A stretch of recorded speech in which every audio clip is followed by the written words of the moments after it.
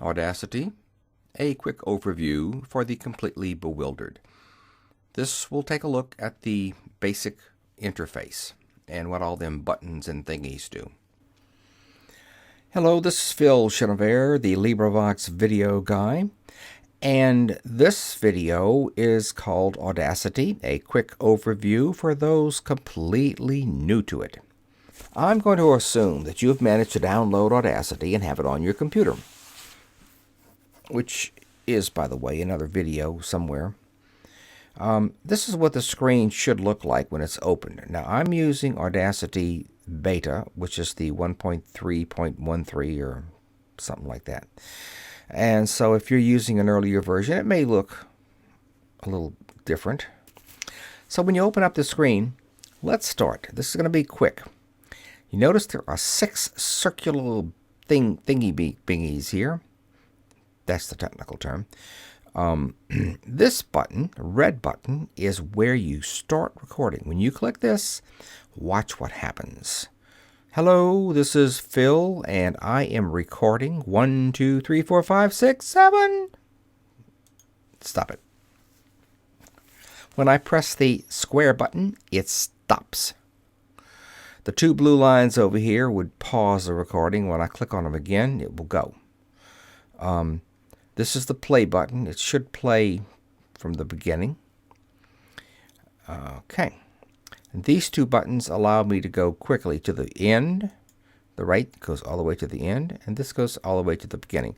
When you have got a 30-minute long video or recording, pardon me, you need to be able to use those buttons. Okay, now notice what happens down here. This is the track area down here. Okay. If you're recording in stereo, there will be 2 of these track areas. But since this is LibriVox and everything is in mono, basically, you should only see 1 line here. Now, my voice went from the microphone hanging in front of my face into Audacity, and Audacity shows me what it looks like here in the track area. As you speak or sing or make noise, this track keeps getting longer and longer. I'm going to keep going here. And it just keeps getting longer and longer and longer. I'm up to 12.5 seconds now. Yes. And I can tell 12.5 seconds by these numbers up here. So your voice is a series of vibrations that look like this. I'm going to use a button up here called the zoom button to get closer in. You see the going up and down thingy-wingies? That's a waveform, right? Yeah. And of course, they're kind of centered on this middle line, which comes all the way over here to 0. So your voice is a series of vibrations, and it's being recorded by Audacity that go up and down. We're looking here at, well, let's see, 9.9, 9.95, about 1/10, less than 1/10 of a second in this particular area right here. Not much. Now, the whole purpose of this recording, let me zoom back out, is to make a track that you can either save or export as an MP3 file, and then you can upload it to LibriVox and other people can hear your beautiful voice, and your recording can be saved for the ages to come. As I said, I recorded some nursery rhymes. I hope my great-great-grandchildren will listen to them. So anyway, so these numbers up at the top tell you where you are in seconds and half seconds. This is 3 seconds. This is 4 seconds. Where you are in your recording. Now notice that the wave or signal changes sizes depending on how loudly I talk. The taller the wave, now by taller I mean it goes up higher or down lower, the louder the recorded sound and the louder it will be in your headphones or your speakers. Audacity gives you a way to judge how loud you are over here on the left with these numbers. They start in the middle at 0 and go up to +1 and then down to -1. Just as a general thing, we try to keep our waveforms at about 0.5. Maybe the real loud ones can go higher than that. But you do not want to go all the way up to the 1 because that's called clipping, hitting the top and the bottom. Anything over that is just lost. Audacity ignores it, and it's called clipping because, well, I guess because those signals are clipped off. So let's review. You know how to start, you know how to stop a recording, and you know how to pause it and go make it go again. You know, this is the track area right here where Audacity records your voice, and the longer you talk, the longer your track is going to be. Now, input volume. Okay, somewhere on your screen, on your whatever you're looking at now, and I hope you do look at one, you will see this microphone and this slider bar. Now, don't get confused with this microphone. It's this microphone, and then there's a little speaker. This is called the input slider bar, and it controls how much of the signal from your microphone reaches Audacity. Most people keep it all the way to the right, or the maximum up here. And I'll show you when I change the slider bar, I'm speaking at the same volume, but it's changing and it's whatever. I guess it's getting louder. I keep it at about 8 because my voice is just way too loud. But most people have to push it all the way up. To the left here is the output volume slider, which controls the power going out to your speakers or your headphones. Now these 6, where are we at? These the 6 thingies right over here. 1, 2, 3, 4, 5, 6 are called tools, and the only one you're really going to need will be the selection tool. I call it the I-beam selection tool. You see how it's pushed in? If you ever see some funny things going on your screen like that, try going back up here and pushing your selection tool to get it back right. You can click with the selection tool inside your track. I'm moving my selection around and select the portion like that. You just drag it and select it, and then you can do things to that. If you wanted to cut it out, I could find my scissors. Here they are, my little scissors, and cut that out. Snip, it's gone. Which brings up the undo button, which is right here. And I can put all that back if you make a mistake. I do make a mistake every now and then. My undo button is about worn out. So the other with these, I don't use any of these others here. Maybe you might want to, but for the time being, I'll just say that I've done, I don't know, many hundred recordings, and I don't use them. But I do use, now out of these, let me see, I use well, first of all, these are the 6. They'll always be in a group like that. Now you notice that these toolbars, they call them, or these whatever, can be clicked and dragged around. If I wanted to move it out like that, I could actually move this out into my window somewhere else. What that means, of course, is that sometimes when you open up Audacity, your toolbars will be in different spots. It's irritating. I find it somewhat irritating, but you get used to it. So I do use the scissors. None of these. I don't use anything like that except the undo. I do the zoom in. The zoom in button lets you see a smaller portion of your track, so you can find those little mistakes or goofs or those pops and clicks. I have a large number of pops and clicks. My mouth, I don't know, well, whatever. And I have to spend a lot of time finding them and cutting them out. So the zoom button lets you zoom in so you can find exactly where the problem is, and the zoom out button lets you go back to where you were before.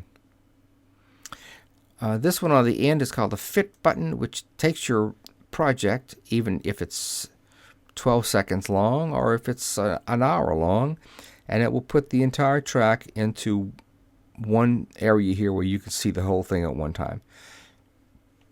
It's great for finding stuff, and especially clipping. This over here adjusts your playback speed, and I've never used it. It's usually changed my preferences so that it just disappears, so I don't have to see it anymore. But this is the playback speed. Remember that you can move these bars around. You can take this one, I don't know, you can move them around. Just don't let it confuse you. The input level meter is, well, where is, but here it is right here.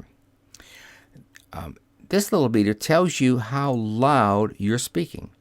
Now you notice what I clicked inside the bar here.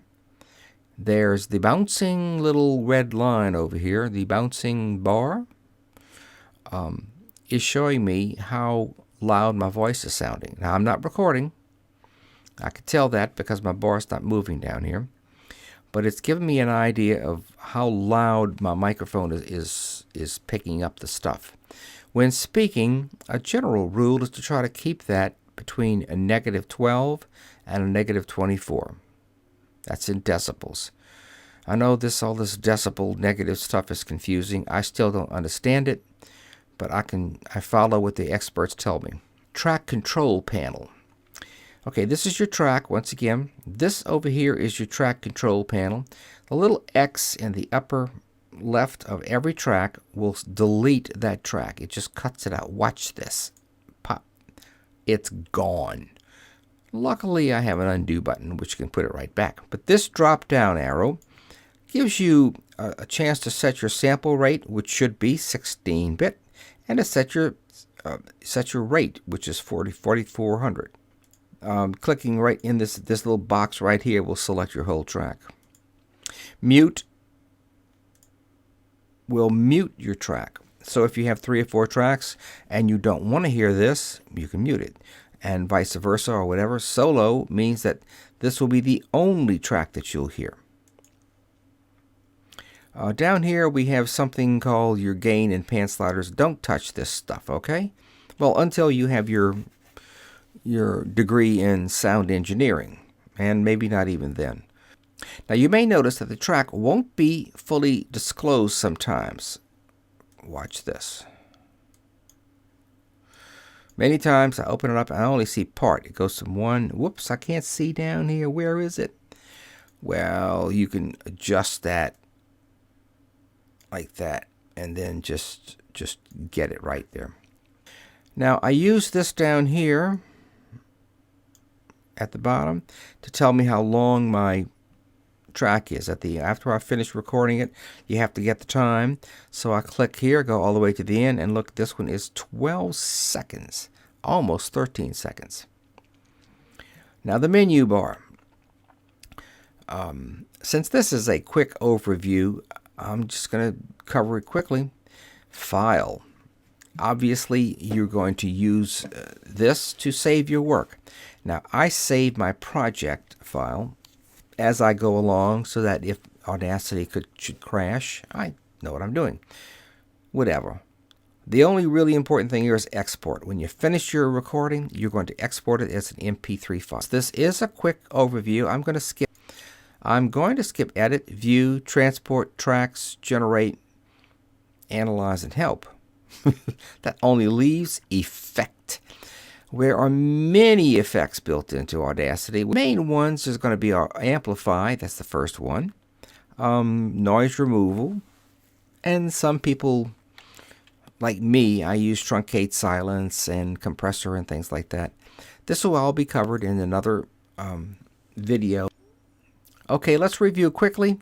When you click here and speak, it's going to make a brand new track right below the first one. Here's the first one. Here's my next one. It starts right here, which I don't like to do. I like to keep recording. I'll stop and save it.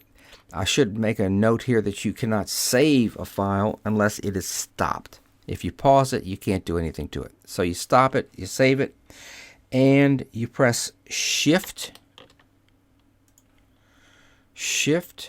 and then this button, and I am recording.